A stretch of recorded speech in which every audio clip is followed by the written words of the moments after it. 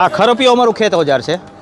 અમે હાથી હાકી વખેડતા હોય તો અહીંયા ઉપયોગમાં લેવાનો હોય, પણ આ સરકાર એની મામા માસીની કંપનીઓને મોટી કરવા, મજબૂત કરવા, અબજોબતી કરવા અમારું શોષણ કરી રહી છે. અમારી જમીન પડાવી લેવા માગે છે.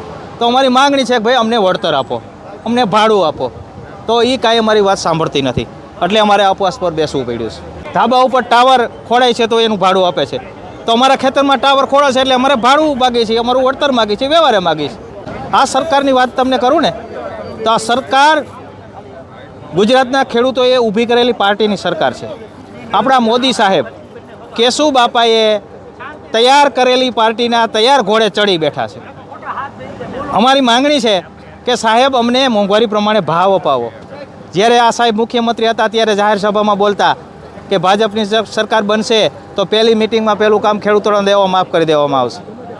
એ કાંઈ કર્યું નહીં, અને અમને કાગળિયાના કુંડારામાં નાખ્યા. આનું આખું આયોજન છે કે ખેડૂતો કાગળિયાના કુંડારામાં પતી જવા જોઈએ, બેકાર થઈ જવા જોઈએ, બરબાદ થઈ જવા જોઈએ, અને ખેડૂતો અરે કાંઈ લેવા દેવા નથી.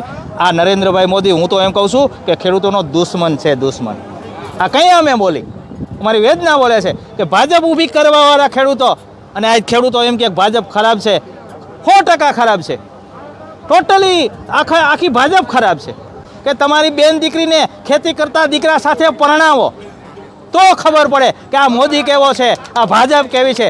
મિત્રો, આજે ખેડૂતના દીકરાને કોઈ દીકરી દેવા ખુશી નથી, કારણ કે આજ વળતર મળતું નથી. 100 વીઘા જમીન હોય, 50 વીઘા જમીન હોય, ખેડૂતના દીકરાની સગાઈ નથી થતી, કારણ કે આ ભાજપ સરકાર, આ મોદી સરકાર.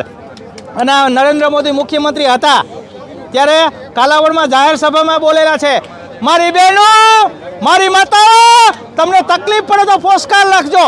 હરામી, આજે આ બેનું આજ ઉપવાસ માથે બેઠું છે. આય તું જેતપુરમાં, આ હરામી છે, આ દગાખોર છે.